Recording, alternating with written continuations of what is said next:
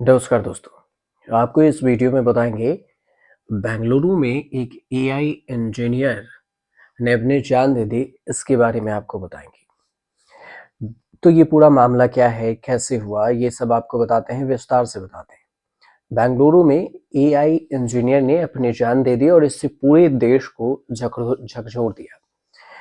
मूल रूप से ये यूपी के रहने वाले 34 साल के अतुल सुभाष ने अपनी पत्नी निखिता सिंघानिया और सास निशा सिंघानिया पर पैसों के लिए प्रताड़ित करने का आरोप लगाकर जान दे दी। यही नहीं, उन्होंने फैमिली कोर्ट के जज पर भी गंभीर सवाल उठाए हैं। आखिर आपको इस वीडियो में जो बात हो रही है उसके बारे में बताएंगे और ये भी बताएंगे कि जो इस मौत के खिलाफ जो इंसाफ न मिलने पर वह अपनी अस्थियों को अदालत के पास के नाले में बहा देने की आखिर इच्छा जाहिर क्यों की। उन्होंने करीब 1.5 घंटे का वीडियो बनाया, 24 पेज का एक लेटर लिखा जिसमें सुसाइड नोट्स और उसमें कोई उपाय नहीं बचा। उसने ऐसा लिखा। अतुल का जो शव है उसके फ्लैट में मिला और उन्होंने अपने वीडियो मैसेज में सोशल मीडिया प्लेटफॉर्म पर ट्विटर के मालिक एलन मस्क, अमेरिका के प्रेसिडेंट जो इलेक्ट हुए हैं अभी, डोनाल्ड ट्रंप, इन सबको टैग कर दिया। कमरे में जस्टिस इज ड्यू लिखी एक चिट्ठी मिली। लेकिन अब आपको जो कहानी पता चलेगा वो आपको भी झकझोर देगा। पूरी कहानी क्या है, आपको कहानी बताते हैं।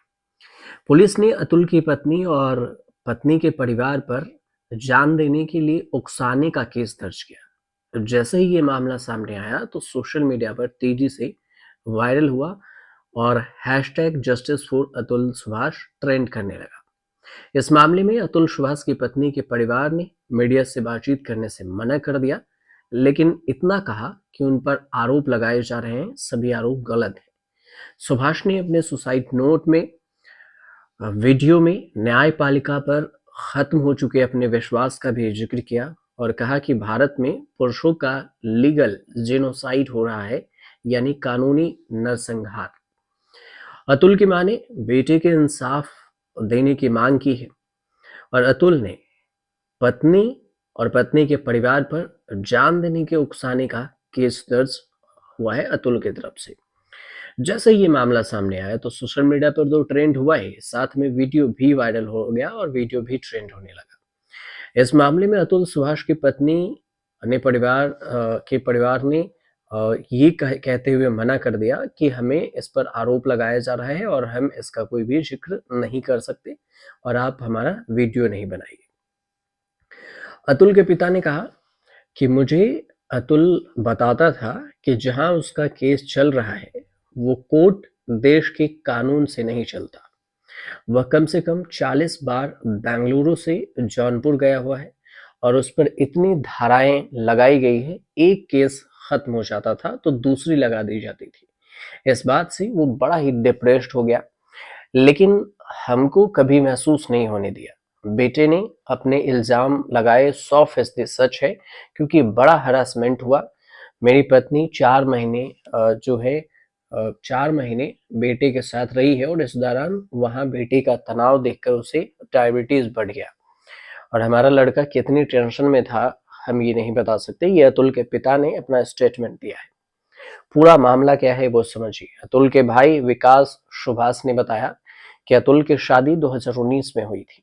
दोनों का 2 साल का बेटा है। पति पत्नी पूरे परिवार से उन्हें कोई संगीन झूठे मामले में फंसाया था। अतुल बहुत परेशान रहने लगा, डिप्रेशन की वजह से ही अपनी जिंदगी खत्म कर ली। अपने खिलाफ दायर कई मुकदमों में न्याय का इंतजार करते करते बेंगलुरु के 34 साल का एक सॉफ्टवेयर इंजीनियर अतुल सुभाष इतना टूट गया कि खुदकुशी कर ली।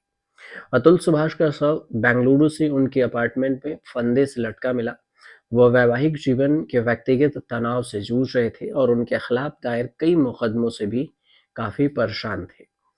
अतुल सुभाष ने जो अपनी जान दी उससे पहले 1.5 घंटे एक वीडियो में अपनी पूरी जो व्यथा थी वो रिकॉर्ड कर दी। उन्होंने एक वीडियो शेयर किया, उसमें साथ ही 24 पन्नों का एक नोट भी छोड़ा है जिसमें उन्होंने बारीकी से बताया है कि सालों से वो किस मानसिक तनाव से गुजर रहे हैं। थोड़ा अगर देखा जाए तो उन्होंने थोड़ा हाथ में लिखा और थोड़ा टाइप किया हुआ अतुल सुभाष का ये नोट भी बता रहा है कि बीते कुछ सालों से वो किस तरह से मन स्थिति से गुजर रहा था। उन्होंने विस्तार में इस पर बातचीत की है और जिक्र किया है, और इस जिक्र अगर देखें तो आप इस जिक्र को जब पढ़ेंगे तो ऐसा लगेगा कि दिल तो टूट चुका था, उनके जिंदगी से बेजार हो चुकी थी उनकी जिंदगी। सुसाइड नोट में पुलिस ने जो पाया, उनकी पत्नी और रिश्तेदारों द्वारा दायर की गई 9 शिकायतों का जिक्र है। बताया जाता है कि पत्नी ने अतुल से 3 करोड़ रुपए का गुजारा भत्ता मांगा था कि हमें गुजारा भत्ता, अगर हमें डाइवोर्स देते हैं तो आप उसके लिए हमें गुजारा करने के लिए 3 करोड़ रुपए दीजिए। सुसाइड नोट की कुछ खास बातें हैं, उसके बारे में आपको बताते हैं। अतुल सुभाष अपनी पत्नी से काफी समय से अलग रह रहे थे।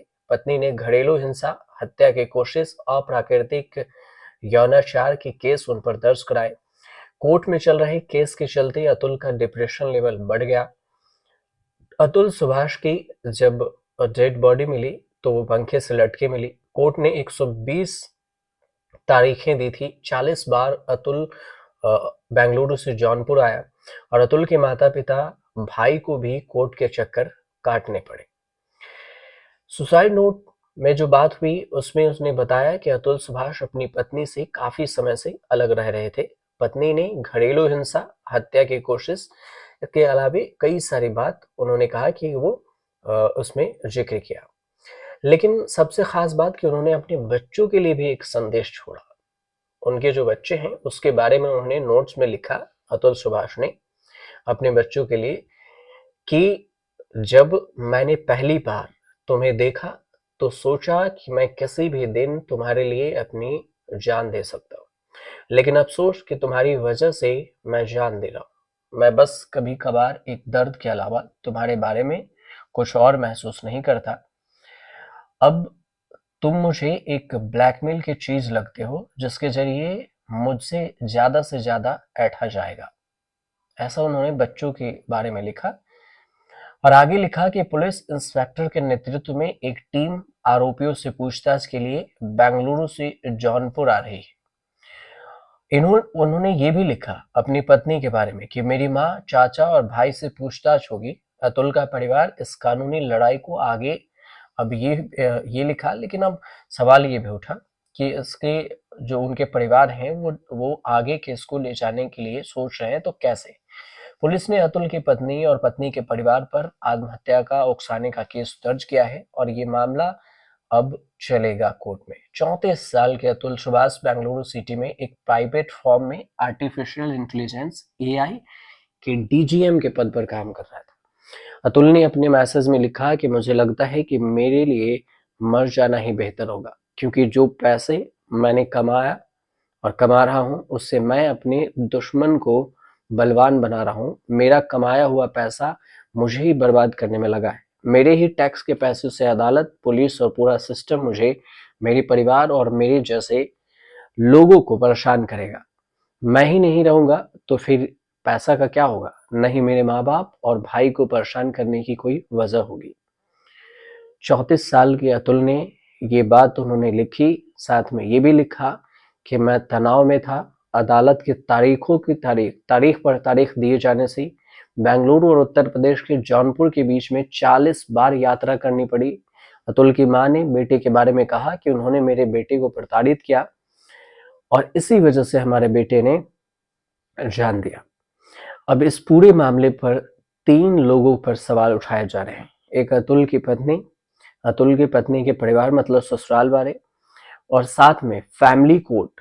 उन्होंने ये भी कहा कि फैमिली कोर्ट ने कानून का पालन नहीं किया, क्योंकि जो भी आदेश बड़े कोर्ट से, सुप्रीम कोर्ट से भी आते हैं, वो से मध्यस्थता कोर्ट जो जिसको कहते हैं फैमिली कोर्ट, वो उसको नहीं सुनती है। तो कोर्ट के भी जज पर सवाल उठ रहे हैं और ये पूरे सिस्टम को लेकर के सवाल उठ रहे हैं। हालांकि आगे क्या कुछ होता है ये इन्वेस्टिगेशन की बात है, और केस जो दर्ज की गई है उसके बाद पता चलेगा कि पुलिस क्या कुछ आगे कार्रवाई करती है। फिलहाल उम्मीद करता हूँ कि आपको पूरी कहानी समझ में आ गई होगी। अगर आई हो तो चैनल को सब्सक्राइब जरूर कीजिएगा, शेयर कीजिएगा, ताकि मैं आप तक एक वीडियो और आसान भाषा में कोई भी कहा मतलब जो न्यूज़